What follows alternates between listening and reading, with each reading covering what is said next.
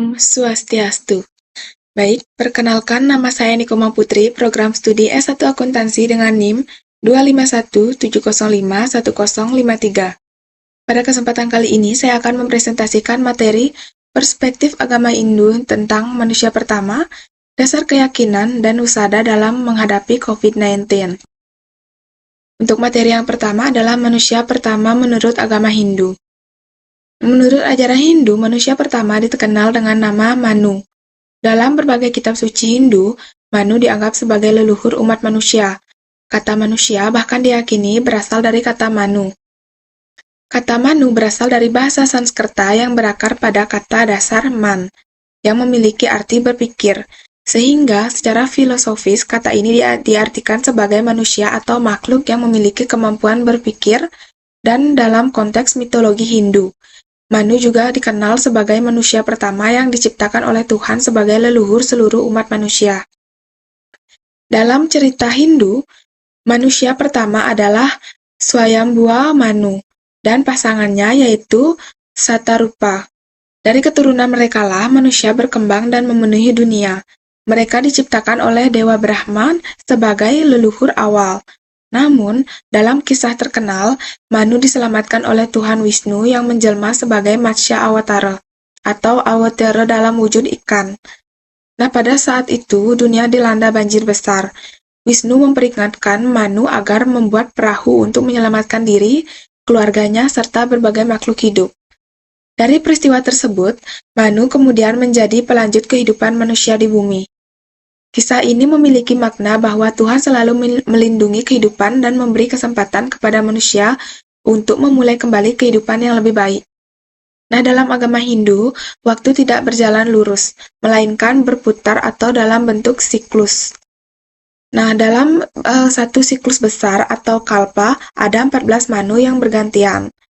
Jadi, Swayambhuva Manu adalah yang pertama di siklus saat ini. Dan manusia diciptakan berulang kali dalam setiap siklusnya. Baik, untuk materi selanjutnya adalah dasar keyakinan agama Hindu, atau yang disebut dengan Pancasrada. Pancasrada berasal dari bahasa Sanskerta, di mana Panca berarti 5 dan Srada berarti keyakinan. Jadi, Pancasrada adalah 5 prinsip dasar kepercayaan yang menjadi fondasi agama Hindu.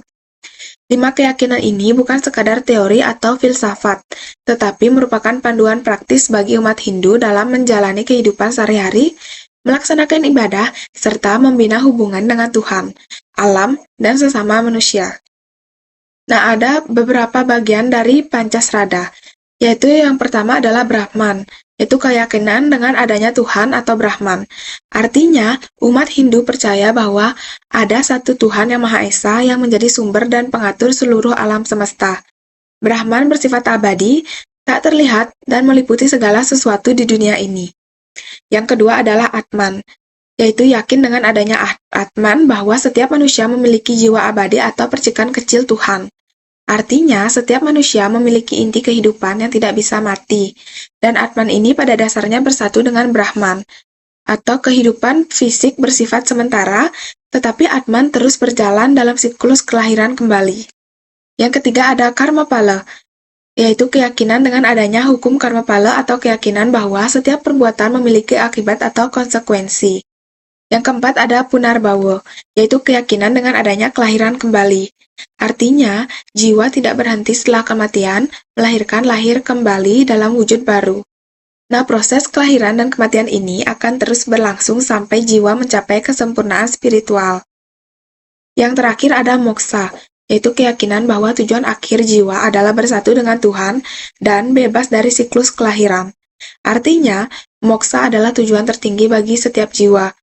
Setelah mencapai moksa, jiwa terbebas dari siklus kelahiran kembali atau yang disebut dengan samsara, dan bersatu dengan Brahman dalam keadaan abadi dan damai. Baik, untuk materi selanjutnya adalah COVID-19 dalam perspektif agama Hindu. Nah, ketika pandemi melanda dunia, banyak umat Hindu bertanya, apakah ini adalah hukuman Tuhan? Pandangan agama Hindu terhadap COVID-19 sangat berbeda dari pandangan fatalistik. Umat Hindu memandang pandemi sebagai konsekuensi dari karma kolektif umat manusia. Ketika manusia merusak alam, tidak menghormati sesama, dan hidup serakah, artinya alam dan Tuhan memberikan teguran melalui bencana. Namun, ini bukan untuk menghancurkan, melainkan untuk mengingatkan manusia agar kembali ke jalan yang benar atau yang disebut dengan dharma.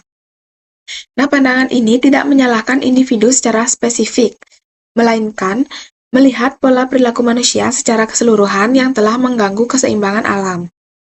Dalam situasi wabah, dharma atau kewajiban umat Hindu adalah menjaga kesehatan diri dan orang lain. Mematuhi protokol kesehatan seperti memakai masker, menjaga jarak, dan mencuci tangan bukan sekadar aturan pemerintah, melainkan bentuk ibadah. Nah, jika kita tidak menjaga diri, kita melanggar dharma karena membahayakan orang lain. Jadi kesehatan fisik dianggap sebagai persembahan kepada Tuhan, sehingga menjaganya adalah kewajiban suci. Baik, agama Hindu mengajarkan bahwa ketakutan berlebihan adalah ilusi atau yang disebut dengan maya. Tubuh memang biasa sakit, atau memang bisa sakit, tetapi jiwa atau atman tidak sakit. Dengan memahami hal ini, umat Hindu diajarkan untuk tetap tenang atau yang disebut dengan santi, tidak panik dan fokus pada doa serta tindakan positif. Ketakutan yang berlebihan justru dapat menurunkan sistem imun tubuh, sehingga ketenangan batin menjadi bagian dari strategi penyembuhan. Nah, pandemi adalah momen untuk melakukan yajna atau persembahan, dan sewa atau bakti sosial. Membantu korban, menyumbang masker, atau mendoakan sesama adalah bentuk ibadah yang sangat dihargai. Dalam agama Hindu, melayani sesama atau sewa adalah cara terdekat untuk melayani Tuhan. Saat kita membantu orang yang sakit, kita sedang menjalankan dharma kemanusiaan yang luhur. Jadi, COVID-19 dalam pandangan Hindu adalah ujian spiritual untuk meningkatkan kesadaran, mempererat hubungan dengan Tuhan, dan memperkuat rasa kemanusiaan. Baik, kita masuk ke materi yang terakhir, yaitu pengobatan atau wisada dalam sastra Hindu dalam menghadapi COVID-19. Dalam kitab Caraka Samhita dan Susruta Samhita, yaitu kitab kedokteran kuno, banyak tanaman yang disebutkan memiliki sifat imunomodulator. Yaitu misalnya yang pertama itu ada kunyit atau kurkuma longa, dikenal sebagai haridra, memiliki sifat anti-inflamasi dan antibakteri. Yang kedua ada kemangi atau tulsi, tanaman suci yang dipercaya mampu membersihkan udara dan meningkatkan daya tahan tubuh. Yang ketiga ada jahe dan bawang putih, yang digunakan untuk menghangatkan tubuh dan melawan virus. Saya akan menambahkan itu ada air kembang setaman. Nah, dalam upacara, air yang telah didoakan sering digunakan untuk membasuh tubuh sebagai simbol pembersihan energi negatif. Yang kedua ada kesehatan mental. Kesehatan mental sangat mempengaruhi fisik. Dalam menghadapi penyakit, umat Hindu melakukan yang pertama itu namanya adalah puja, yaitu persembahan doa kepada dewa. Misalnya Dewa Wisnu sebagai pelindung. Yang kedua ada mantra, yaitu pengulangan mantra tertentu seperti Gayatri mantra atau Maha Mircunya mantra. Nah, yaitu untuk menenangkan pikiran dan memperkuat energi positif. Yang ketiga ada meditasi, yaitu untuk mengurangi stres yang bisa menurunkan imunitas tubuh. Nah, obat terbaik adalah kombinasi antara rasa atau obat fisik, mantra atau obat spiritual, dan yoga atau obat fisik dan mental. Nah, jika seseorang sakit, ia tidak hanya meminum obat, tapi juga membersihkan diri secara spiritual.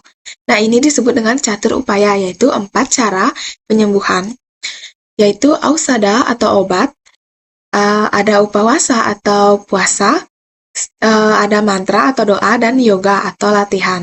Nah, dalam konteks COVID-19, pendekatan usada dalam agama Hindu menyarankan agar pasien tidak hanya mengandalkan obat medis modern, tetapi juga menjaga pola makan sehat atau yang disebut dengan satwika, serta melakukan meditasi dan tetap berdoa.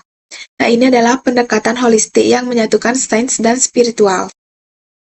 Nah, demikian presentasi dari saya. Terima kasih sudah mendengarkan dan memperhatikan dari awal sampai akhir. Semoga apa yang saya sampaikan bisa bermanfaat. Akhir kata saya ucapkan Om Santi Santi Santi Om.